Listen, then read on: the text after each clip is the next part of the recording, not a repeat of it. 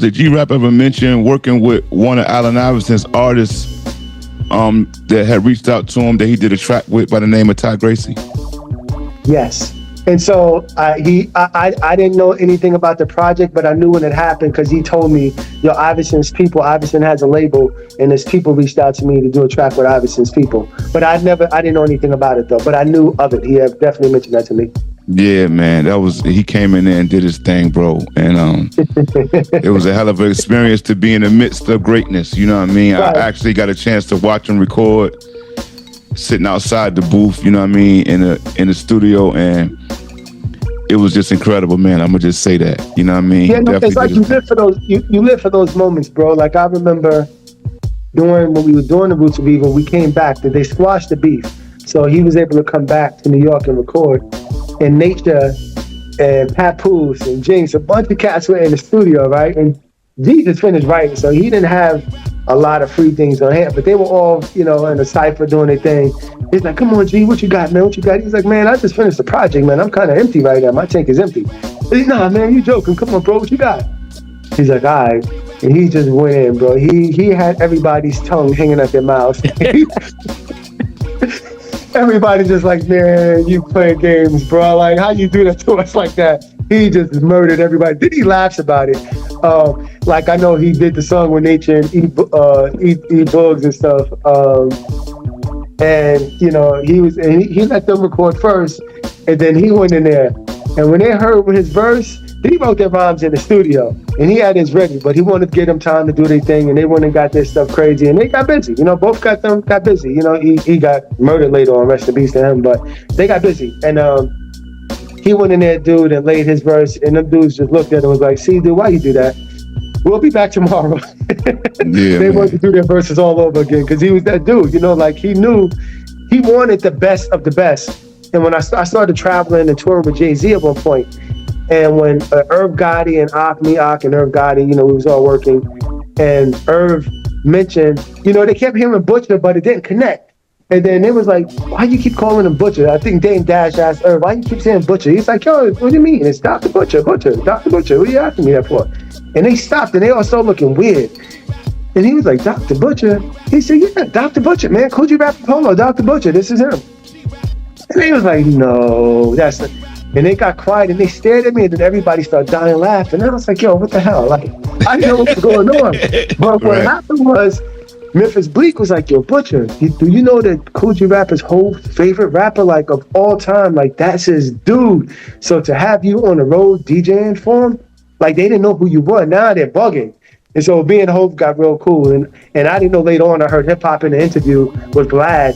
Like, yeah, we had a lot of cats on the road with us, but I'm going to tell you, Dr. Butcher was Hope's favorite DJ. That was his man. That was a quiet, cool cat. He loved him. So it was dope. Yeah, I liked it because I didn't, he was mad cool, just real quiet, he just did his thing. You know what I'm saying? I had no problems with Hope, working around him and stuff. He was a dope cat. Hey, Danger, I got to ask you a question. Okay. Because you kind of mentioned it, and we kind of went over it. You had brought up the record that Kool G Rap did with our brother from Crew Thick, Ty Gracie, with Kool G Rap.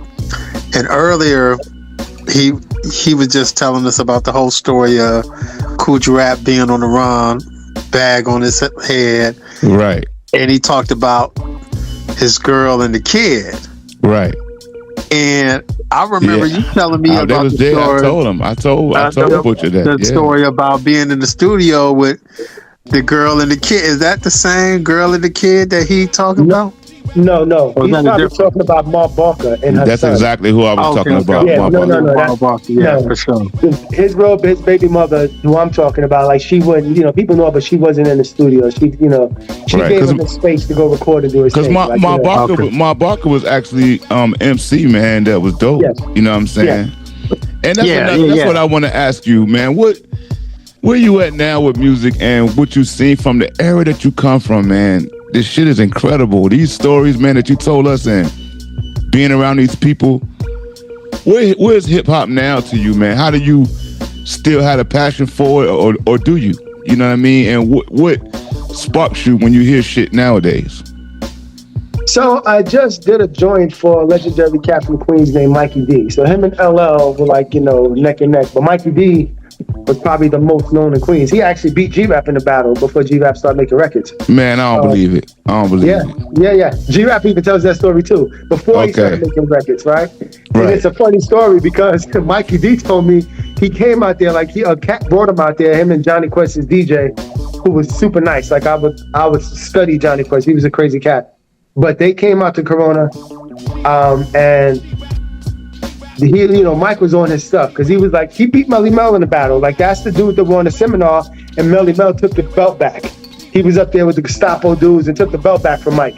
Mike destroyed him. Yeah, so that same Mikey D. And so he was out there, and he was like, yo, who the best rappers out here? I want to battle. So they took him to G-Rap's house. And I was like, Dag, Mike, I wish I would have known, you could have came, they would have got me, and you would have been protected. But they was battling, going back and forth. And my man Dog, one of my homies that ran with G-Rap, we would, that's who introduced me to G-Rap, but he's my super homie, rest in peace. While Mike was rapping, I guess he was getting the best of G to some degree.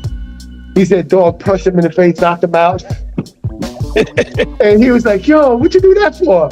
And he was like, yo, yada, yada. And, and I was like, oh my God, man. But I know who it was because Dog was like that. He was just a wild cat. And, Mike is like, man, I jammed me, dude, man. I was so angry, but, I'm in somebody else's territory. I had to be smarter than that. So they end up going after the cat that brought him out there. He said he went over to the dude and knocked the other dude out, and they just left the dude laying on the ground. And Jim and G-Rap made up, and they kind of walked back to the train station, was spitting verses with each other.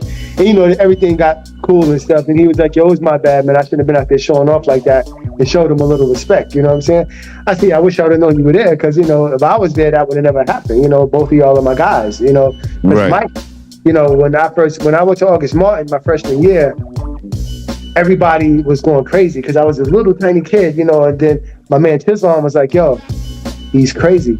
And so all the rappers in the morning, everybody would be in auditorium battling, doing ciphers.